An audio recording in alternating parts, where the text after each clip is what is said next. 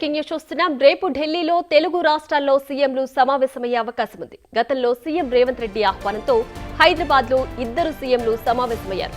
తాజాగా మరోసారి ఢిల్లీలో ఇరు రాష్ట్రాల సీఎంలు చంద్రబాబు, రేవంత్ రెడ్డి సమావేశం కానున్నారు.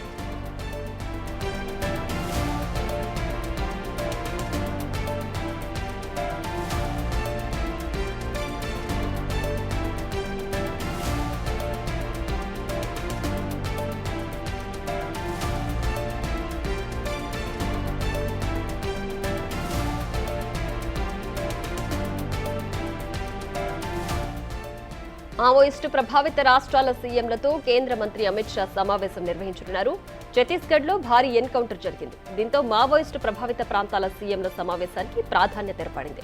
ఈ మీటింగ్ కు చంద్రబాబు, రేవంత్ రెడ్డి వెళుతున్నారు.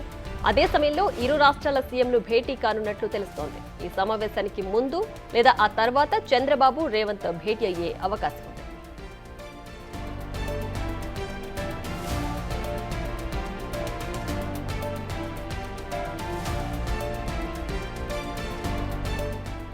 మరింత సమాచారం మా ప్రతినిధి గణేష్ అందించడానికి సిద్ధంగా ఉన్నారు. గణేష్, చెప్పండి, రేపు ఢిల్లీలో ఇరు రాష్ట్రాల సీఎంలు కలవబోతున్నారు కదా, ప్రధానంగా ఎలాంటి అంశాలు చర్చకొచ్చే అవకాశం ఉంది? ప్రియా, ఏదైతే మావోయిస్టు ప్రభావిత ప్రాంతాల్లో ఉండే సీఎంల సమావేశం కేంద్ర హోంశాఖ నిర్వహిస్తుంది. ఈ సమావేశానికి ఎంతటి ప్రాధాన్యత ఉందో, ఒకవైపు రేవంత్ రెడ్డి తెలంగాణ సీఎం, మరోవైపు ఆంధ్రప్రదేశ్ సీఎం చంద్రబాబు నాయుడు కూడా భేటీ అయ్యే అవకాశం కూడా అంత ప్రాధాన్యత ఏర్పడింది.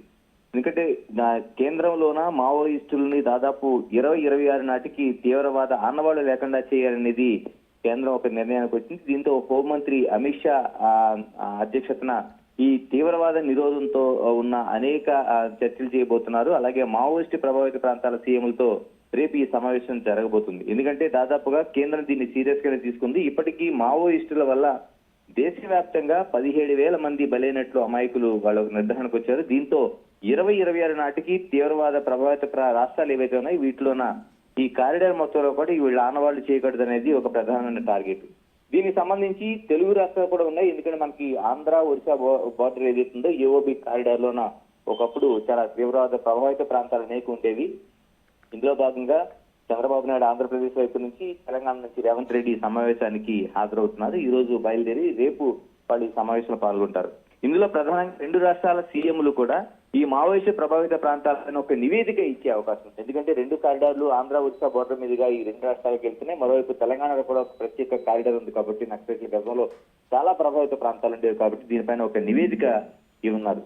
దీంతో పాటు ఈ సమావేశంతో పాటు ఇద్దరు ముఖ్యమంత్రులు కూడా చంద్రబాబు, రేవంత్ కూడా భేటీ అయ్యే అవకాశం ఉందంటే సమావేశానికి ముందా లేకపోతే తర్వాత మీట్ అవుతారనేది ఒక తెలియాల్సిన అంశంగా ఉంది. అయితే మనకి ఇద్దరు ముఖ్యమంత్రులు కూడా జూలై 6న అంటే ఈ ఏడాది జూలై 6న హైదరాబాద్ లోన ప్రజాభవన్ లోని ఇద్దరు సీఎంలు కలిశారు. రేవంత్ తెలంగాణ బాధ్యతలు చేపట్టిన తర్వాత రేవంత్ రెడ్డి ఆహ్వానం మేరకు చంద్రబాబు నాయుడు తొలిసారిగా ఇక్కడ ఈ సమావేశానికి వచ్చారు. గతంలో ఈ రాష్ట్ర విభజన తర్వాత రెండు సమావేశాలు జరిగినా అంత ప్రాధాన్యత లేకుండా పోయింది. ఈ సమావేశానికి మాత్రం అంటే జూలై 26న జరిగిన సమావేశం అత్యంత ప్రాధాన్యతంగా జరిగింది. ఇందులో ఇరు రాష్ట్రాల మధ్య ఉన్న సమస్యలను పరిష్కారం కోసం ఉన్నత స్థాయి ఒక కమిటీ వేయాలని, ఎందుకంటే విభజన తర్వాత అనేక సమస్యలు ఉన్నాయి. అటు విద్యుత్ కావచ్చు, లేకపోతే నీటి పంపిణీ కావచ్చు, ఉద్యోగులు కావచ్చు, లేకపోతే ముంపు ప్రభావిత ప్రాంతాల విభజన కావచ్చు, ఇలాగ అనేక అంశాలు అంటే స్థిరాచార ఆస్తులకు సంబంధించిన అనేక అంశాలు ఉన్నాయి. కాబట్టి వీళ్ళు ఆ సమావేశంలో చర్చించారు. అయితే ఈ సమావేశంలో ఒక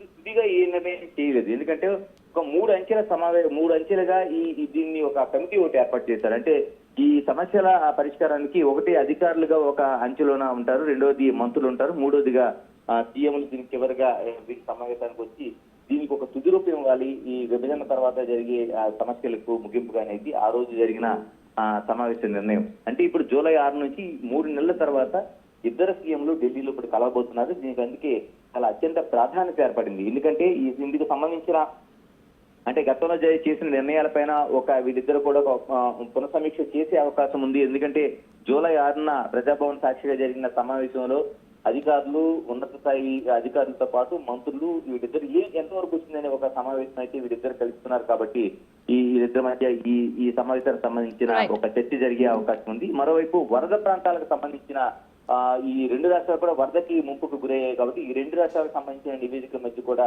ఒక పరస్పరం ఉంది కాబట్టి గోదావరి రెండు రాష్ట్రాల మీదుగా ఉంది, కృష్ణా ఉంది కాబట్టి ఈ రెండు రాష్ట్రాల వరదలకు సంబంధించి కూడా వీటిద్దరి మధ్య ఒక చర్చ వచ్చే అవకాశం స్పష్టంగా కనిపిస్తోంది. Right Ganesh, thanks for the updates.